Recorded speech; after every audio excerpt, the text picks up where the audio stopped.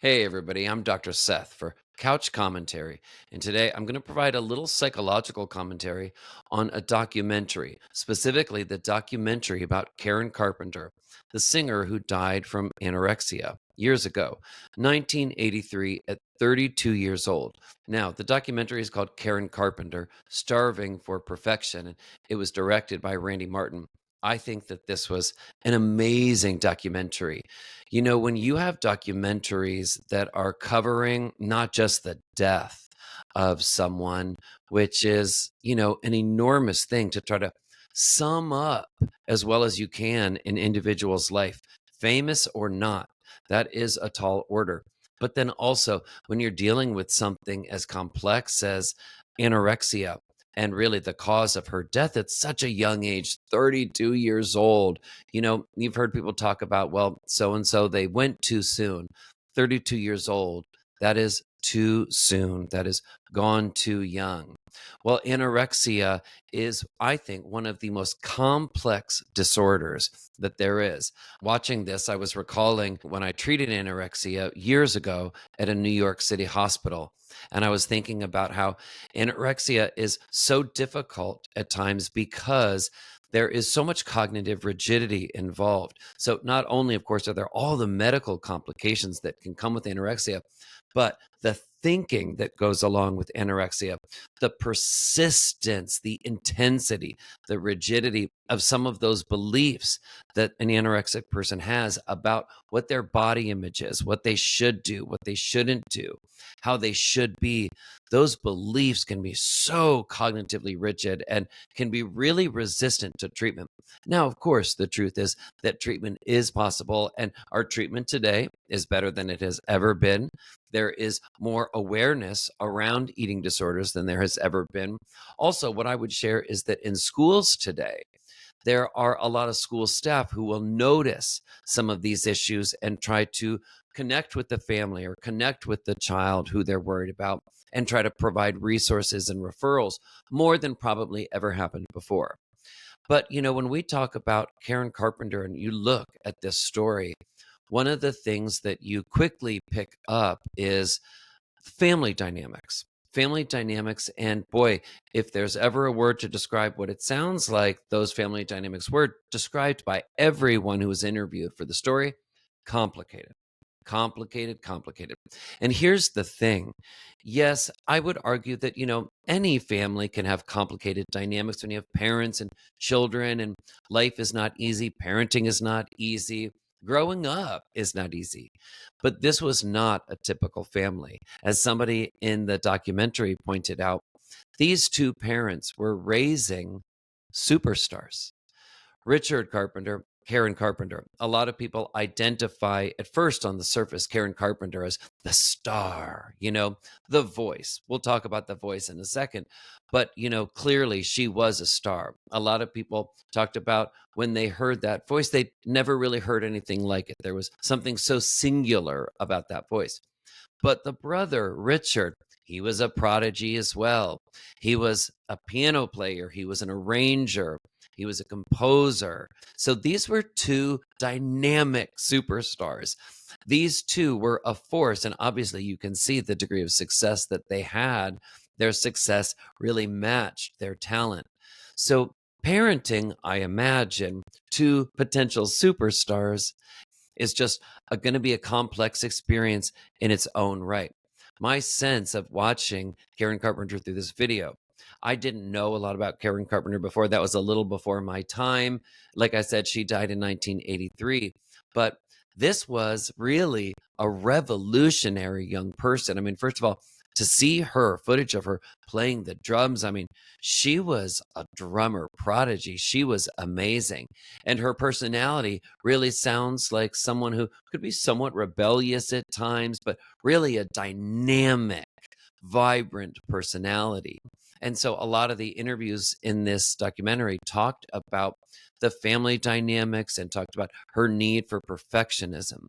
So going back to the voice, one of the primary comments that people will make about her voice is how clear it was, how perfect the voice was. I'm also thinking about in the background Whitney Houston. Gosh, the pressure. I think that it's hard for a lot of us regular people to imagine what the pressure feels like when you have been given just naturally a gift, like a voice like that, that is so clear, that really is so perfect. But then deep down, everybody knows, well, there's no such thing as perfection. So you, as a human being, psychologically, are thinking, but everybody tells me I have something that's perfect. And I know at the same time, logically, that perfectionism doesn't exist. So it can create this tension. I would argue that you also see a level of fame that was extremely intense. When this brother sister duo, the Carpenters, first started out, it wasn't immediate mammoth success, but boy, they certainly achieved mammoth success. And then, that degree of success, a lot of really famous people will share, nobody in the world could ever prepare for. I believe extreme fame is not a normal existence. I believe it is not normal to be in the supermarket and have people come up to you and know your name, recognize you when you've never seen this individual before. It's not normal. Is it psychologically healthy? Well, I think if you look up a lot of celebrities who have had extreme fame, I mean, we're talking worldwide fame, and you see what happened to them. You've got Prince, you've got Michael Jackson, Whitney Houston, George Michael. I mean, the list is endless. Karen Carpenter. Some of these individuals who had this extreme fame, but maybe it's just too much for a lot of people. It can be a lot. It can be a lot on the human psyche to manage that. And then if you add in any kind of psychiatric vulnerability, sometimes it can really feel, I think, for that person like too much. It is too much to bear. And just a couple final points that I would make before we close today.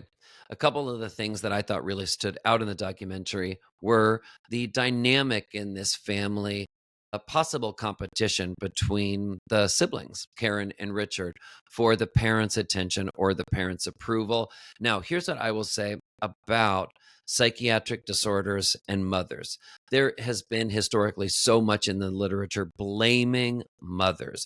So you've got a child or an adult child who grows up with a significant psychiatric disorder. Boy, the first thing in the world is a lot of times people will go to blame the mother. And actually, for years, for decades, a lot of psychology research supported this. And there has been a lot of talk about the mother of Karen Carpenter, Agnes, and the role that she played. By the way, I'll cite some references in the description of this video. But there's an article in the Express that includes some quotes from one of Karen Carpenter's former boyfriends, Nicky Chin. And one of the things that he talked about was that Karen had shared with him that she had always felt kind of second to her brother Richard. She had always felt that Richard had been favored in the family. And so, were some of those dynamics at work? Was that maybe a part of the seeking perfection, seeking approval? It's certainly a possibility. Like I said, anorexia is an extremely complicated disorder. A lot of times there are complex family dynamics of enmeshment or control or authoritarianism or sort of conditional love. So there are people interviewed who certainly speak to those kinds of dynamics. And then the final point that I make is what I take away from this documentary the most, what I wonder the most psychologically, when you see the extreme sort of distress that Karen was suffering from before she died. When I say suffering, individuals who have severe anorexia, they often feel like they live in a sort of mental prison, that they can't get out from under it. They can feel almost like they are under siege from the disorder. It can be that intense. Well, one of the things that I think the documentary did a good job showing is really this question. It didn't so much answer it, I think, is really ask the question, did Karen feel like she got to be enough of an individual? Did Karen feel like she got to individuate enough from this family? Did she feel like she got to be her true self? That her goals, her own personal ambitions, that she got to go out and carve out her own in the way that she wanted to?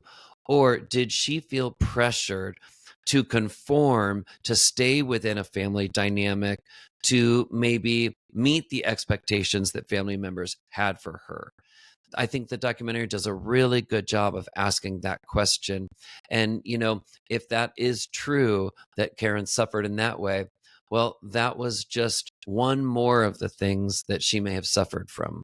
This urge, this quest that really became unquenchable to carve out her own, to really be herself, to kind of show all her colors.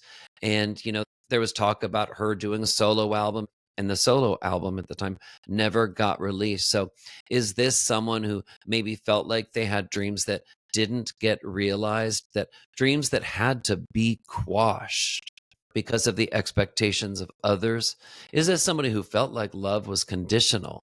You know, we see a glimpse into a little bit of the past romantic life. She met an individual. 2 months later, they're engaged. And then I think that marriage lasted about 14 months. So the documentary really shows that, this was somebody who was so talented, Karen Carpenter, so talented, and yet had really a very complicated interpersonal life, and that there was a degree of tension and struggle that really rode right along with the psychiatric disorder. The documentary is Karen Carpenter, Starving for Perfection. Check it out. A really good documentary that gets you thinking.